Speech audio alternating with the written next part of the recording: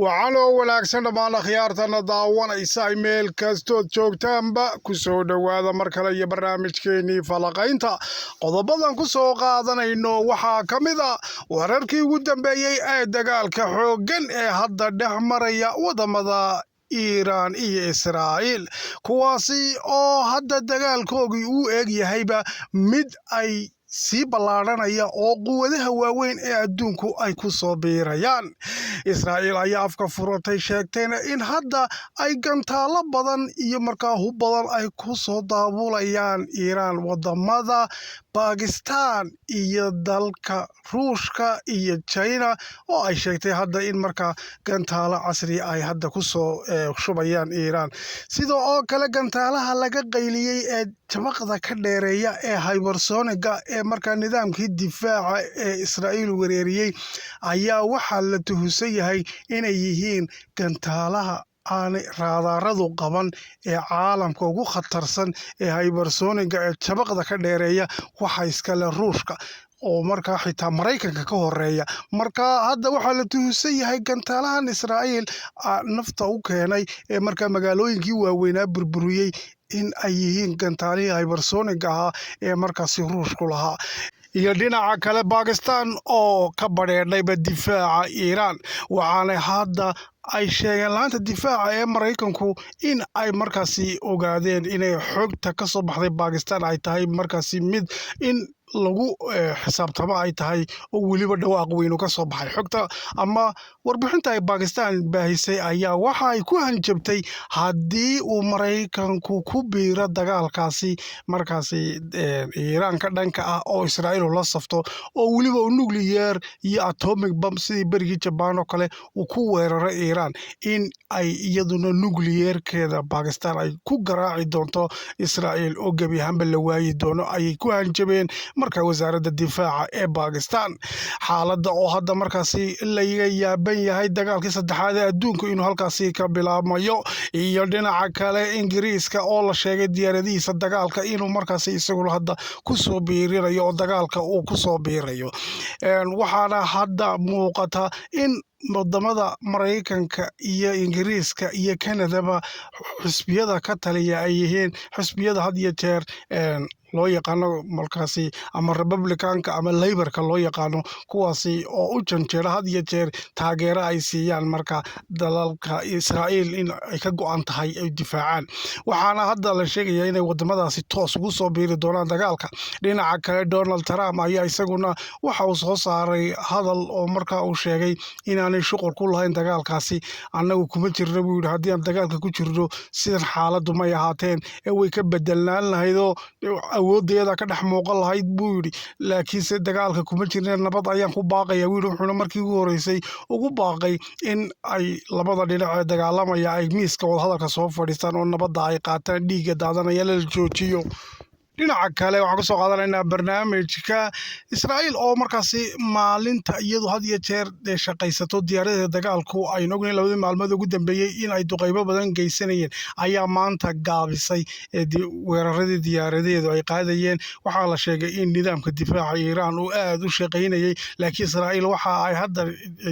wasaaradda difaacu ay sheegtay in markii koobaad ay gantaala adeegsanayso oo gantaalada ridada dheer 2700 oo kilomitir jaray ay markaasi ku riday. waxaana ay sheegeen markaa diyaarad fadhida oo shidaal qaadanaysay in ay gubeen. dhinaca kale waxaa jirta hadda in iyaduna ooda ay ka soo qaadaysa Iiraan habeenkii bay shaqaysataa. iminka ayaa la arkayay dhaqdhaqaaqyada iyadoo markaasi gantaalaheedii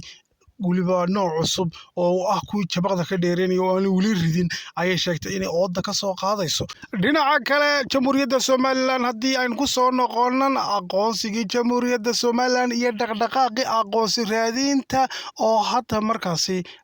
la dareemayo in uu shibta galay iyada oo dagaalkan xooggan ee ka dhex socda Iiraan iyo Israa'iil iyo xulafada kala duwan ay kala taabacsan yihiin ay markaasi u muuqato markaa inay saameyn ku yeelato nidaamka aqoonsi raadinta Jamhuuriyadda Somaliland oo hadda quwadahaasi hirdamaya ay markaas Somaliland ka yara baqanaysa baa layidhi malaha inay ku dhex milanto safarkii madaxweynaha ku tegi lahaa Ethiopia ayaa la dareemayaa markaasi inuu gaabis galay oo xulafooyinka inuu dhex galo ayaa markaasi xukuumadda ay ka yarcagajiidaysaa baa layidhi dhinaca kale waxaa jirta iyaduna in markii koowaad xilligan uu Trump qabtay xilka la horgeeyey Kongareska Mareykanka sharciga lagu aqoonsanayo Somaliland kaasi oo hadda hordhaci ku jira ansixinta golayaasha kala duwan iyo broseska labada gole ansixintooda iyo madaxweynaha loo gudbinayo saddexda jaranjar ayuu mari doonaa qodobada iyo qodobo kale ayaan ku soo qaadanaynaa barnaamijka ku soo dhowaada waa hagaag aan ku bilowna barnaamijka dagaalka xooggan ee hadda dhex maraya wadamada Iiraan iyo Israa'iil ayaa hadda waxa uu yahay markaasi mid sii ballaaranaya waxaana labada dhinac isku adeegsanayaan hubka markaasi noocyada culus waliba wax burburinaya labadii maalmood ee ugu dambeeyay ayaa waxa Israa'iil imika la sheegayaa inuu soo gaaray khasaare ah 277 milyan oo dollar kaasi oo markaasi la sheegay in Netanyahu ra'iisul wasaaraha Israa'iil sheegay in ay adeegsatay awood xad dhaaf ah markaasi gantaalo waliba aad u culus wax burburinaya Iiraaniyiintu oo aan u aabayeelin markaasi dhulkii Israa'iiliyiinta shacabka Israa'iil ayaa iyagu waxay yihiin dhismo walaal markaasi jira Israa'iil waxa uu leeyahay marka underground dadka la geliyay laakiinse waxa la sheegaya khasaaruhu inuu xitaa burbur badan dadka hadda laga dhex baarayo oo waliba dhimashada ayaa hadda waxa la sheegayaa sodoneeyay inay markaasi ku dhowdahay dhinaca kale Iiraan 130 qof ayay iyaduna sheegaysaa in laga dilay oo shacab iyo ciidan iskugu jiray saraakiishii markaa 10 dagaalka lagu bilaabay iyo wali inta kale oo shacab bay yiraahdeen caruurana ay ku jiraan si kasta haatee Iiraan waxay sidoo kale sheegaysaa hadda inay qabatay qolyo ay basaasiin ku tilmaantay iyo sidoo kale gaari ay sheegtay diyaarad daroonis inuu siday oo markaa gudaha Iiraan la soo gelinayay dhinaca kale waxay ku eedeynaysaa markaa Israa'iil hadda in wadamada BRICS-ka loo yaqaan ay ka qayb qaadanayaan dagaalka waxaana ay toos u sheegayaan TV-yada Israa'iil in wadamada markaasi Ruushka China Pakistan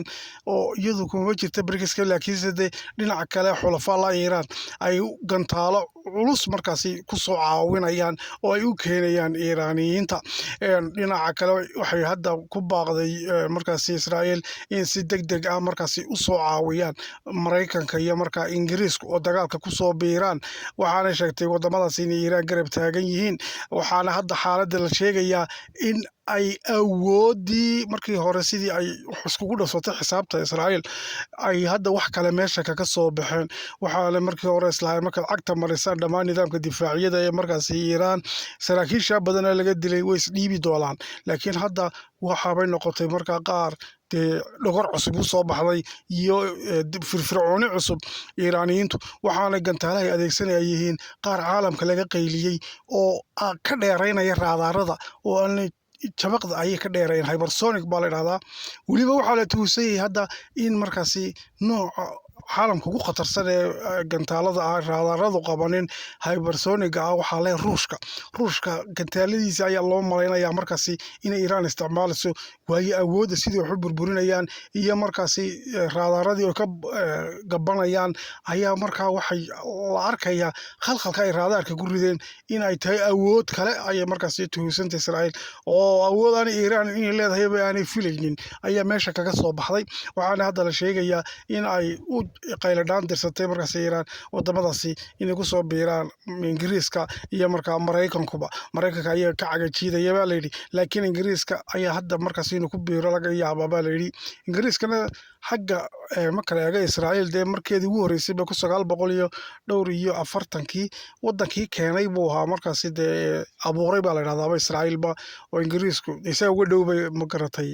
Israa'iil marka la sheegayo samayska Israa'iil ba isaga sameeyay dalkaasi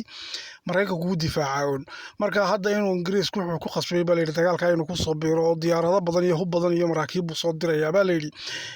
waxaana wacad ku martay Iiraan haddii ay taageeradaas soo bixin buuxiyo ingiriisku iyaduna ay garaaci doonto dhammaan maraakiibta iyo dhulka danaha ingiriiska oo dhan maraykanka saas leeg bay uga digtay waxaa iyaduna hadashay markaasi Pakistan ayaa waxa ay sheegtay haddii la isku dayo atomic bomb in lagu dhufto Iran gebigeeda la burburiyo oo hubka nuclear-ka loo adeegsaday atomic bomb sidii kii Japan lagu riday waqtigii dagaalkii labaad adduunka markii loo taag waayay maraykanku ku taag waayay Japanese